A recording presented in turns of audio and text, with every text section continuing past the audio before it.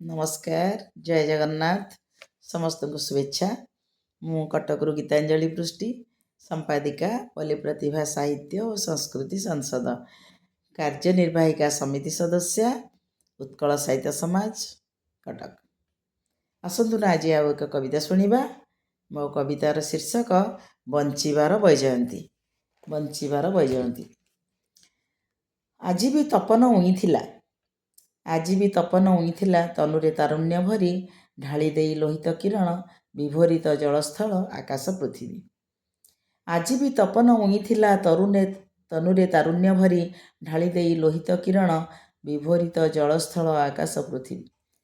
ताम्र चूड़र तन्मय पणरे तपनर आबाहनी सतेजता भरी देई देह मन सकल पराणे नथिला रात्रिर थकापण अबा बहल अंधार चलचंचल स्थावर जंगम।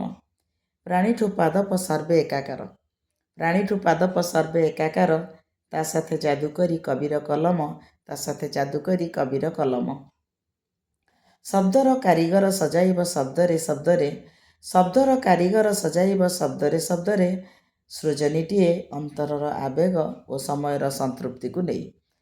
अंतरर आवेग और समयर संतृप्ति को नहीं बाढ़ी देई पापुलिए प्रीतिर शुभेच्छा आंजुलाए आश्वासना अनंत समयर प्रतीक्षारे बास बास बंचिबार वैजयंती हेब उत्तोलित पाठक प्राणरे भरी प्रेमर संगीत शब्दर मालटिए श्रद्धार सूतारे गुंथि कवि हेब आत्मविभोर, कवि हेब आत्मविभोर।